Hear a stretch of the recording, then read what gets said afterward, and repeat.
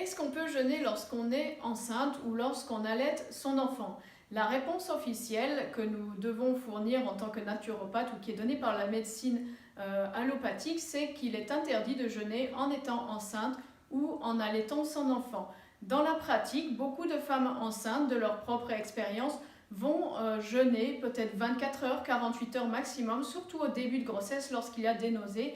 Pourquoi? Parce que souvent le foie est mis à rude épreuve en début de grossesse. Il y a une forte détoxification hépatique qui se produit. Il y a un chamboulement hormonal qui se produit durant le début de grossesse et souvent pratiquer un jeûne intermittent de 16 heures ou 24 heures, maximum 48 heures, va permettre d'arrêter les nausées ou en tous les cas de diminuer l'intensité et la quantité de celles-ci. Donc cela peut être une très bonne idée. Il faut savoir que certains docteurs à l'étranger font même jeûner des femmes enceintes qui sont au deuxième trimestre de grossesse pendant 3, 4, 5 jours. Mais il faut savoir que personnellement, je ne recommande pas ce genre de jeûne long. Pourquoi? Parce qu'il y a une détoxification qui se produit lors du jeûne, surtout après 24 à 48 heures de jeûne. On pense qu'il y a une détoxification et donc que ces toxines vont être transmises au fœtus. Ce n'est pas une très bonne idée de vouloir jeûner au-delà de 24 heures. Ensuite, durant l'allaitement, il y a un grand mythe qui dit « Attention, si tu jeûnes alors que tu allaites,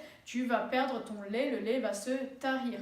Ça, ce n'est pas vrai, ça a été de multiples fois vérifié par des personnes qui ont jeûné en allaitant. Il n'y a pas une diminution de la production de lait, pas une diminution de qualité. Même il semblerait, d'après plusieurs expériences que l'on m'a rapportées, l'expérience que j'ai faite moi-même, que le lait soit plus apprécié du bébé qui est allaité. Encore une fois, attention, durant l'allaitement, on ne parle pas de jeûne de plus de 24 à 48 heures maximum. Pourquoi? Encore une fois, il y a une détoxication qui va se produire, une détoxination, ce qui veut dire que les toxines vont passer dans le lait et être données au bébé. Donc c'est mieux d'éviter de faire un jeûne plus long lorsque l'on allaite.